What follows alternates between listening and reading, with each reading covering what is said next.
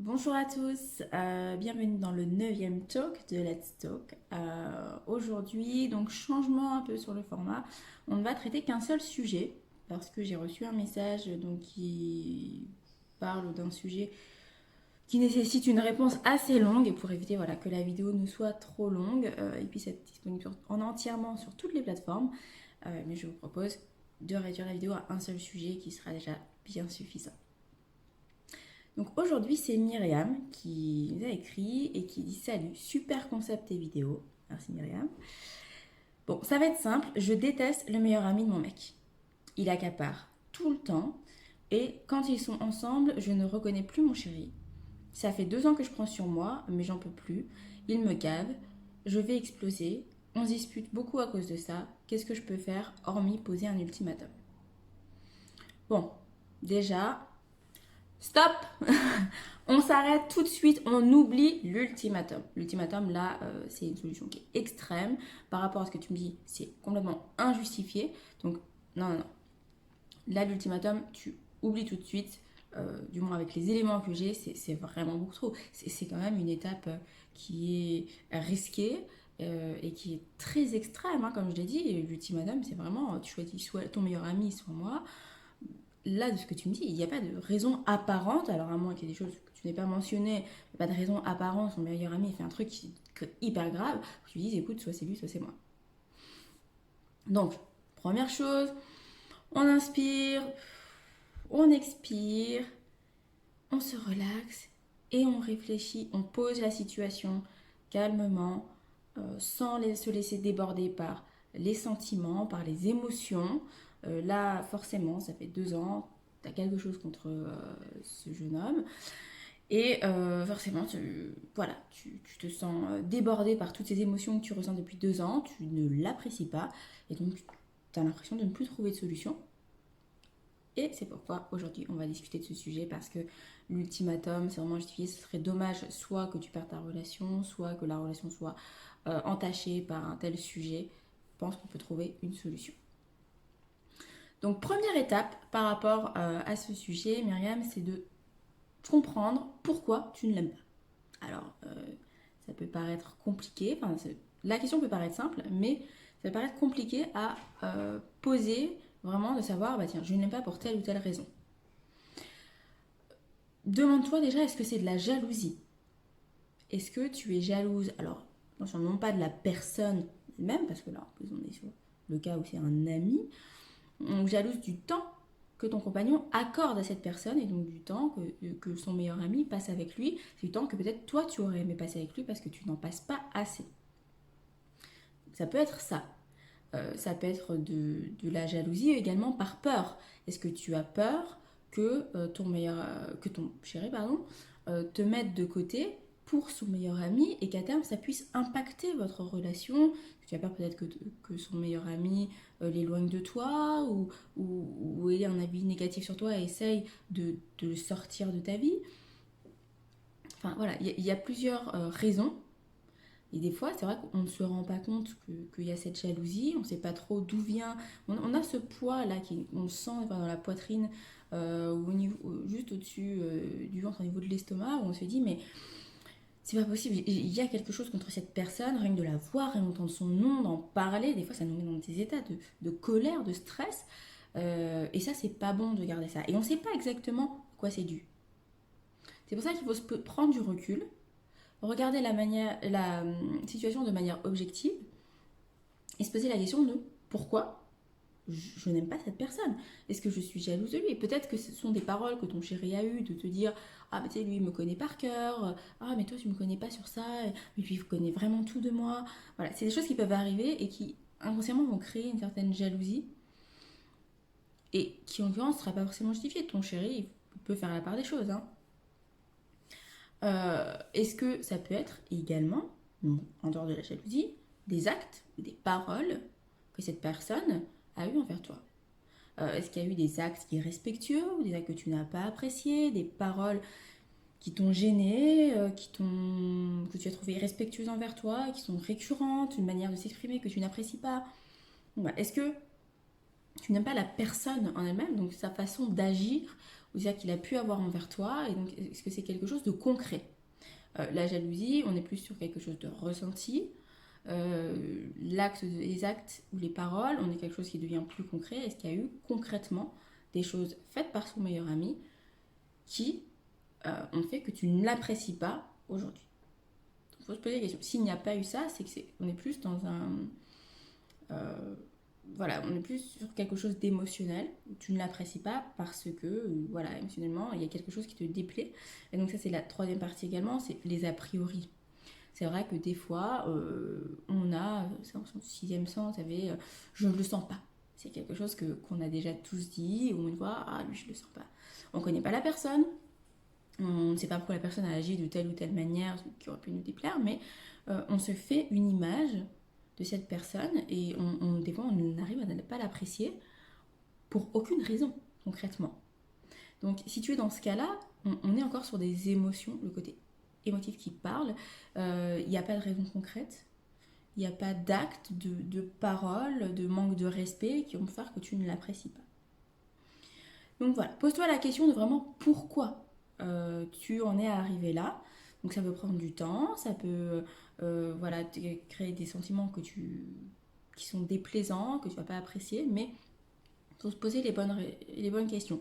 Pourquoi se poser les bonnes questions? Parce qu'on va arriver au point 2, qui est de savoir est-ce que finalement tu es en colère après la bonne personne. Pourquoi je dis ça? Parce que dans ce que tu dis dans ton message, tu parles de temps accaparé par son meilleur ami et le fait que tu ne reconnais plus ton chéri. Ça, est-ce que tu penses que c'est vraiment de la faute de son meilleur ami? Alors, bien sûr, si son meilleur ami, quand vous êtes ensemble, lui dit «Oh, mais laisse-la, viens plutôt avec moi», là, attention, là on est sur la partie acte, où vraiment il y a des raisons que n'apprécie pas parce que il manque de respect à votre couple en disant à son chéri de te laisser seul pour venir avec lui, etc. Il essaye vraiment là de casser un peu une partie du couple pour avoir son chéri pour lui. Donc là, il y aura un vrai problème. Si ce n'est pas le cas, alors le problème ne vient pas spécifiquement du meilleur ami. La question que tu dois te poser, est-ce que le problème vient vraiment de ce meilleur ami ou est-ce que c'est ton chéri qui n'arrive pas à gérer le fait d'être en couple et d'avoir son meilleur ami et voilà, à gérer l'entre-deux. Tu sais, c'est un peu comme lorsqu'un homme trompe une femme ou inversement, quand on est trompé par sa compagne ou son compagnon, on a tendance parfois, hein, pas pour tout le monde, mais certaines personnes ont tendance à en vouloir à la personne avec qui ils ont été trompés. Or, la personne qui a fauté, c'est le compagnon ou la compagne. Parce que c'est lui ou elle qui avait un engagement auprès de la personne. Et donc là, on est sur un cas un peu similaire de ce que tu dis dans ton message. Attention, je reste très factuelle sur ce que tu m'as écrit. Je ne connais pas votre histoire, je ne connais pas l'amitié qu'ils ont, je ne sais pas du tout ce qui s'est passé. Je ne prends que les mots que tu m'as envoyés. Et donc, par rapport à ton message, là, on est vraiment sur ce cas de figure, apparemment. Il serait que tu en veux à cette personne pour les choix de ton compagnon. En fait, c'est ton chéri, concrètement, qui décide d'aller passer du temps avec son meilleur ami. C'est lui qui est différent. Il n'a pas un couteau sous la gorge, on ne lui a pas mis un pistolet sur la tempe. Et voilà, il n'y a pas de menace de mort qui est là. Et non, c'est lui qui fait le choix. Donc au final, tu en veux à son meilleur ami, alors que c'est ton chéri qui a fait le choix d'être avec lui, de passer ce temps avec lui. Ce sont ses décisions. Et donc, c'est plus facile, certes, d'en vouloir à la personne avec qui il va passer ce temps, plutôt qu'à ton compagnon, même si tu me dis que vous avez des disputes, etc. Mais là, tu me dis que tu détestes. Ce qui est un mot très fort, détester, c'est qu'il y a un sentiment quand même de haine derrière. C'est un sentiment très fort, très négatif. Tu détestes son meilleur ami. Ce qui veut dire que tu en veux davantage à son meilleur ami qu'à ton compagnon, parce que si tu détestais ton compagnon, tu ne serais aujourd'hui plus avec lui, je pense. Donc, je pense que là, tu mets vraiment la faute, tu rejettes la faute sur la mauvaise personne. Donc, il faut que ton compagnon prenne ses responsabilités également. Et donc que tu en veuilles à la bonne personne. Même si c'est plus compliqué de se dire, bah, finalement, oui, c'est mon compagnon qui veut ça. C'est lui qui me fait du mal. C'est pas son meilleur ami qui me fait du mal. C'est mon propre compagnon qui a fait ses choix et qui a décidé de me faire du mal. Inconsciemment, très certainement. Mais c'est son choix. Et donc, ça, donc tu as déterminé pourquoi tu ne l'aimais pas, remis la faute en fonction de cette première explication sur la bonne personne, et donc pas à accuser quelqu'un qui finalement pour rien ou pour qui tu n'apprécies pas parce que tu as juste des ressentis qui sont mauvais. Le troisième point, c'est de trouver une solution. Il y a tout d'abord la communication qui va être très importante. Il faut que tu en parles à ton compagnon. Même si vous en avez déjà parlé, il faut que tu en parles, mais il faut que tu en parles en apportant une solution. Dire que quelque chose ne va pas, on peut tous le faire. Tous arriver, ah j'aime pas ça. Tu sais, c'est un peu comme si demain tu arrivais dans une maison, ta maison est en construction, tu arrives et puis tu leur dis ah j'aime pas cette couleur. Non, faut changer ça.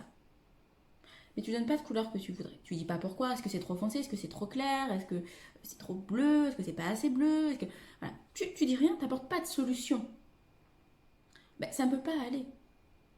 Alors moi qui devine vraiment ce que tu veux, mais ça ne peut pas aller. Il faut communiquer et apporter des éléments pour trouver une solution. Donc il faut que tu lui expliques calmement, ça c'est très important. Ça ne sert à rien d'arriver dans une explication de manière agressive, brusque, parce que tu vas brusquer l'autre, qui va du coup se mettre en position défensive, qui va vraiment se sentir attaqué et qui va pas vouloir écouter ce que tu dis. Ou soit qui va te mettre aussi en position offensive et t'attaquer. Donc ça ne sert à rien. Dans tous les cas, qui se mettent sur la défensive ou qui commencent à t'attaquer également, ça ne sert strictement à rien d'arriver de manière agressive. Il faut trouver une solution dans le calme. Tu lui expliques de pourquoi la situation ne va pas. Si c'est vraiment le fait que tu n'apprécies pas du tout son meilleur ami parce qu'il y a eu des actes, etc., en parler. En parler avec lui, mais tu peux également en parler avec son meilleur ami, si tu as un peu de contact, un peu de lien avec lui de longtemps, lui dire écoute voilà, moi il s'est passé ça, je pense que vous êtes des adultes, il s'est passé ça, tu m'as dit ça, ou tu répètes régulièrement ça, moi ça ne me plaît pas, je me sens agressée, ou c'est un manque de respect, etc. Donc vraiment communiquer et essayer de trouver une solution. Peut-être que tu t'es senti agressée par son meilleur ami, par des paroles qu'il a pu avoir ou qu'il peut avoir régulièrement, que ça te déplaît, mais lui ne s'en rend même pas compte. C'est ça qu'il faut se dire aussi, qu'il faut comprendre, c'est que des fois, on a un ressenti par rapport à des paroles ou des actes de personnes, on se sent agressé, on sent quelque chose de très négatif, alors que la personne, quand elle a envoyé le message, elle ne l'a pas envoyé avec de la négativité. Elle a envoyé quelque chose de on va dire pas forcément positif, mais quelque chose de neutre, elle a dit quelque chose comme ça, et nous, on l'a pris de manière très forte. Et ça, il faut réussir à comprendre que ce qu'on reçoit n'est pas forcément ce qui a été envoyé. C'est pour ça qu'il faut communiquer, que ce soit en amitié, en amour, il faut beaucoup communiquer. Et il faut également trouver un terrain d'entente. Alors, apporter des solutions, oui, mais pour trouver quelque chose qui puisse convenir aux deux. Je sais que toi, par exemple, tu peux avoir envie de le voir tous les jours. Mais peut-être que lui, il a besoin de passer quelques moments avec ses amis, et notamment avec son meilleur ami. Et ça, il faut le comprendre également. Il faut se dire, ok, moi j'ai besoin de ça, lui, il a besoin de moi. On va trouver un équilibre. Chacun doit faire des concessions pour que l'autre puisse trouver son équilibre. Un couple, ça ne va pas forcément marcher, tout le monde ne recherche pas exactement la même chose. Il y a des différences et il faut trouver l'équilibre. Donc c'est pour ça que je t'amène vraiment à comprendre que lui, il a besoin de son meilleur ami. On ne te demande pas de l'apprécier, on ne te demande pas de l'aimer, son meilleur ami, mais juste au moins de comprendre que lui en a besoin, de savoir pourquoi tu ne l'apprécies pas et de trouver un terrain d'entente avec ton chéri, peut-être avec son ami également, s'il a des actes ou des paroles qui peuvent te déplaire ou des manières d'agir, voilà, pour que au moins que les moments que vous puissiez passer ensemble soient cordiaux. J'espère que j'ai pu t'aider. Fais-moi un retour, vraiment sur la situation. Est-ce que vous avez pu en parler? Si tu as besoin d'échanger davantage, tu m'envoies des messages vocaux ou tu m'envoies des messages écrits. Il n'y a pas de problème, je répondrai. Je profite du peu de temps qui reste pour vous souhaiter une bonne soirée et pour vous rappeler qu'il est important d'aider les autres. Donc je vous remets le lien de l'association Jaharama pour aider les orphelins au Bénin qui ont besoin d'une maison et d'amour.